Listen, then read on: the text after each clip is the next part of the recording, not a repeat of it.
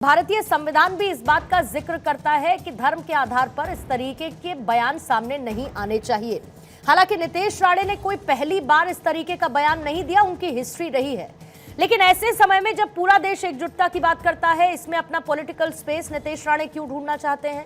और ऐसे समय पे इस हेट स्पीच के मायने क्या हो सकते हैं, या फिर इसको आप एक अलग तरीके से भी देखते हैं, इसका एक अलग पर्सपेक्टिव भी आपको समझ में आता है?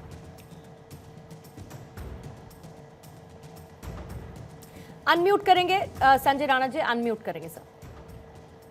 पूर्णिमा, good evening and good evening follow करने। देखिए, ऐसा है कि नीतीश राणे जी ने जो बयान दिया है उसको देखने का तरीका अलग हो सकता है। देखिए, वो एक भारतीय जनता पार्टी के एक मंत्री हैं और महाराष्ट्र शासन में एक तरह से कह सकते हैं कि दबदबा रखते हैं। लेकिन ये भी देखना पड़ेगा, कहीं ना कहीं वो एक हिंदू हैं। एक कहीं ना कहीं उनके दिल में एक दुख जरूर हुआ होगा, जिसके कारण इस तरह की व्यवस्था निकली होगी, इस तरह की भाषा निकली होगी।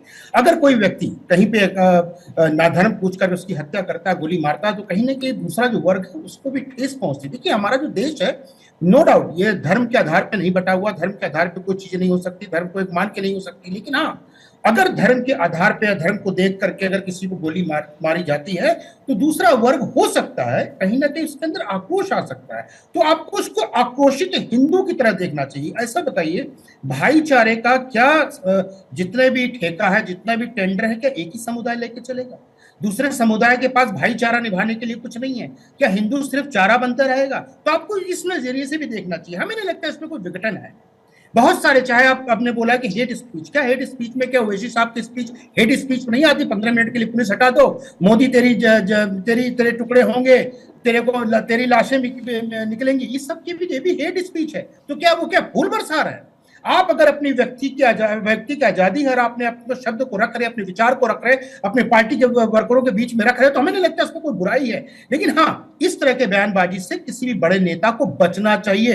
लेकिन हाँ, हिंदू को भी ये सोचना चाहिए कब तक भाईचारा निभाएगा। भाईचारा निभाने की एक सीमा होती है, वो सीमा कहीं ना कहीं पार होती जा रही है। कहीं ना कहीं हम सिर्फ चारा बनते चले जा रहे हैं, और ये चारा बनना हमारा ही काम नहीं है। अगर भाईचारा निभाना है तो दूसरे तरफ से भी कहीं ना कहीं एक कदम तो बढ़ाया जाना चाहिए। और ये बोल दिया जाए कि एक कदम नहीं बढ़ाएंगे, आप ही एक तरफ से बढ़ाते रहो, तो दुखद हो जाता है। और इस बयान को मैं एक तरह से उनके व्यक्तिगत बयान को तरह देखता हूं, और दूसरा एक हिंदू जनमानस की तरह देखता हूं, एक हिंदू हृदय की तरह देखता हूं। अगर उस तरह से मैं देखता हूं तो इस बयान में मुझे कोई भी बुराई, पूर्णिमा जी, नजर नहीं आती है। एक व्यर्थता है, एक दुख है, जो इंसान अपने दुख को व्यक्त कर रहा है। और व्यक्त इस देश में अभिव्यक्ति की आजादी है, अपने दुख को, नहीं, लेकिन नीतीश राणे को ऐसा दुख बार बार नहीं होता रहता है। मैंने आपसे पहले भी कहा कि कोई पहली बार तो नहीं है कि नीतीश राणे ने ऐसा बयान दिया हो।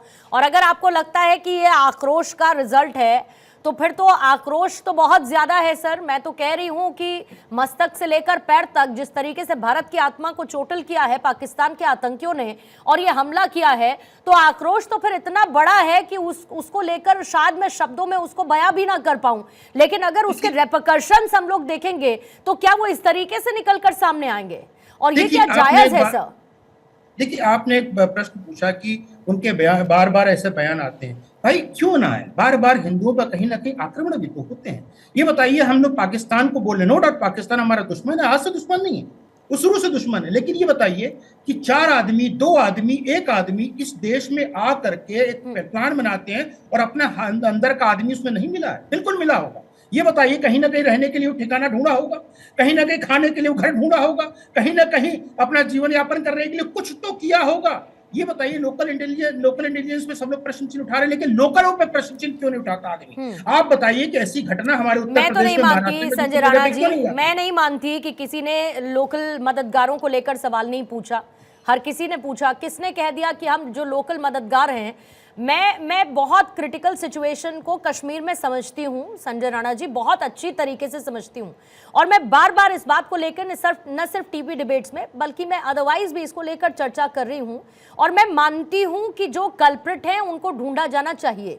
अगर वहां के जो आम लोग हैं जो टेररिस्ट की मदद करते हैं, कई लोगों ने यह तक बताया कि घर के अंदर से एक टनल निकलती है, दूसरे घर में पहुंचती है, तीसरी पीछे कहां निकलती है, जहां से आतंकी एस्केप रूट ढूंढ लेते हैं।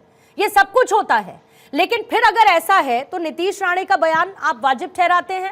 अगर किसी कश्मीरी स्टूडेंट को पकड़ के पीट दिया जाता है, वो भी इधर बाहर मतलब देश के बाकी जगहों पर, तो फिर क्या वो भी जायज हो जाएगा? मैं उन्हीं रेपरकशंस की डर की बात कर रही हूं। क्यों? मैं हिंसा के बिल्कुल विरुद्ध हूं।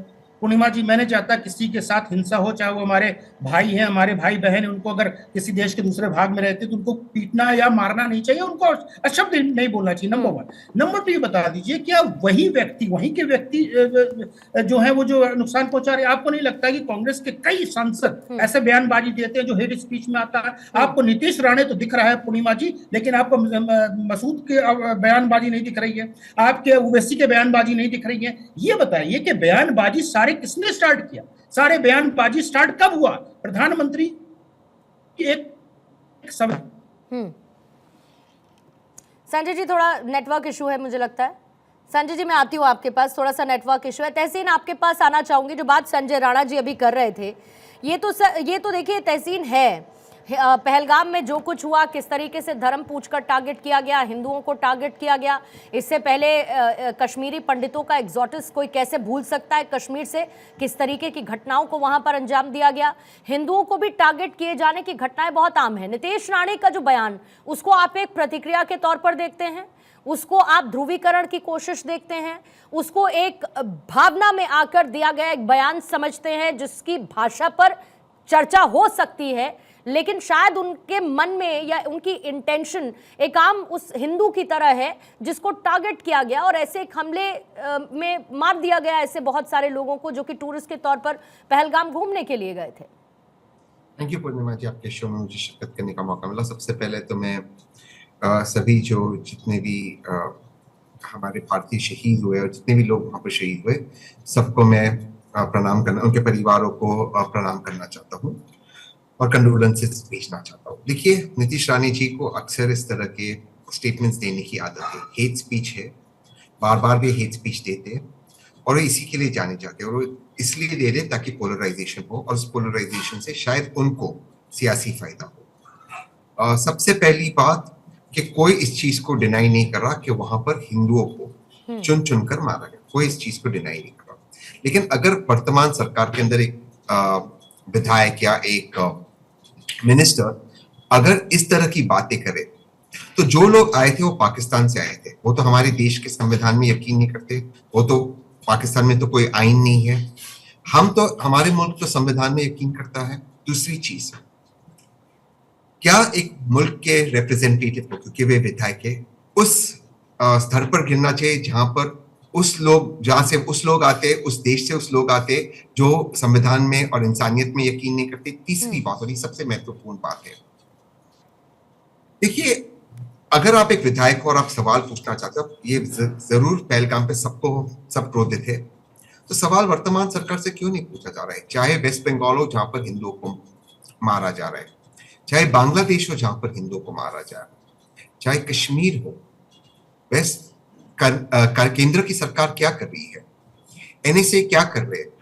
बार बार एनएसए फेल हो रहे हैं। मैं उनका नाम ले रहा हूं, अजीत डोवल जी, बार बार, चाहे फिर वो उड़ी की घटना हो, पठानकोट, उसके पुलवामा, अब यहाँ पर जो घटना हुई मणिपुर, बार बार फेलियर है। पहलगाम 200 किलोमीटर अंदर है इंटरनेशनल बॉर्डर से, 5 लोग पाकिस्तान से आए, इस तरह के हथियार भी ले आए। ऑफ कोर्स उनके पास लोकल सपोर्ट था, ऑफ कोर्स उन लोकल्स को चुनकर मारना चाहिए और मिट्टी में मिलाना चाहिए, नो इफ नो बट। लेकिन इंटरनेशनल बॉर्डर क्रॉस करते 4 लोग 200 किलोमीटर भारत की धरती पे आ रहे, तो बीएसएफ क्या कर रही थी, बाकी फोर्सेस क्या कर रहे थे, वहां पे आपकी इंटेलिजेंस क्या थी? और ये सिर्फ पहली बार नहीं हुआ है, पहला अटैक हो तो मैं सोच सकता हूँ, पठानकोट में क्या हुआ, पुलवामा में क्या हुआ, मणिपुर में क्या हुआ, बार बार बांग्लादेश में जहां पे हमारा रॉ चीफ सीधा एनएसए को रिपोर्ट करते। रॉ डेस्क क्या कर रहा था बांग्लादेश के अंदर? पूछिए, ये सवाल पूछिए उनसे। तो बार बार तो फेलियर हमारा भी तो हो रहा है। हम पाकिस्तान को मिट्टी में मिला देंगे, मैं हमारे प्रधानमंत्री पे पूरी तरह से यकीन रखता हूं, मैं पूरी तरह से उनके साथ हूं। हम पाकिस्तान को अब मिटाने की बारी आ गई, लेकिन क्या पाकिस्तान को मिटाने के लिए हम हमारे बीच में लड़ाई लड़ाएंगे? यहाँ पर जो मुस्लिम स्कॉलर बैठे हुए, क्या हम इनको गाली देंगे क्योंकि पाकिस्तान ने कोई गलत चीज किया? ये क्या लॉजिक है? ये कौन सा लॉजिक है? ये कहां से लॉजिक आता है? और खुद प्रधानमंत्री कह रहे सबको एक साथ मिलकर चलना चाहिए, पूरा भारत एक साथ है। आप आपकी पॉलिटिक्स कर रहे हो, आपकी सियासत कर रहे हो। पूरा भारत प्रधानमंत्री के साथ है, ऐसे आपको एक व्यक्ति नहीं मिलेगा जो प्रधानमंत्री के साथ है। Political differences, religious differences, caste differences सब तोड़कर हम सब प्रधानमंत्री के साथ है। आप एक्शन लीजिए, हम आपके साथ है। फिर इसके बाद आप पॉलिटिक्स कर रहे हो। या तो आपको प्रधानमंत्री पर यकीन नहीं, या तो आपको भाजपा पे यकीन नहीं, या तो आप खुद भाजपा के विरोधी हो कि आप चाहते हो प्रधानमंत्री का प्लान फेल हो जाए। और ये जो कश्मीर के बच्चों को मारा जा रहा है बाकी भारत के अंदर, ये कैसे जस्टिफाई कर सकते? खुद मैंने काफी डीजीपी से मैंने बात की और ये गलत है। और जब मैंने इसके बारे में थोड़ा सा मैंने रिसर्च किया, ये कौन से ऑर्गेनाइजेशन है, ये ऑर्गेनाइजेशन का ना कोई नाम है ना कोई निशान है, कहां से सडनली आ जाती है, इसलिए आ रही है क्योंकि पब्लिसिटी चाहिए। देखिए मैं पूर्णिमा जी एक लास्ट चीज अपनी बात, एक मैच्योर चीज अपनी बात खत्म करना चाहता हूं। अपनी सस्ती गंदी सियासत करने के लिए हम पाकिस्तान को हैंडल देंगे। पाकिस्तान जो हमारे साथ लड़ाई लड़ रहा है, और पूर्णिमा जी आप समझते हो बात, एक इंफॉर्मेशन वॉरफेयर भी लड़ रहा है, एक है मिलिट्री वॉरफेयर जो पाकिस्तान लड़ रहा है टेररिज्म के माध्यम से, क्योंकि मिलिट्री की तो शक्ति है नहीं भारत की मिलिट्री के साथ लड़ने को। एक है इकोनॉमिक वॉरफेयर, हमारे साथ लड़ना चाहता है कश्मीर में टेररिज्म टूरिज्म खत्म हो जाए तो इकोनॉमिक हमें नुकसान हो। थर्ड है इंफॉर्मेशन वॉरफेयर। पूर्णिमा जी आपको याद होगा जब एक मुस्लिम क्रिकेटर ने कुछ उससे गलती हो गई थी, फिर उसकी बहुत ट्रोलिंग हुई थी, फिर वो सब अकाउंट्स को ट्विटर पे मैंने चेक किया तो पता चला वो सारे अकाउंट्स जो हिंदू अकाउंट्स गाली देते उस मुसलमान क्रिकेट को, ये सारे पाकिस्तान में जनरेट हुए। ये इंफॉर्मेशन वॉरफेयर पाकिस्तान हमारे साथ खेल रहा है। हम सबको एक होकर पाकिस्तान को हराना है। हमारे जितने भी डिफरेंसेस हैं हम बाद में बात करेंगे, इस वक्त हमें एक होना है। और ये नीतीश राय ने बार बार इसलिए कर रहे क्योंकि अपनी सस्ती पॉलिटिक्स कर रहे और भाजपा विरोधी पॉलिटिक्स कर रहे।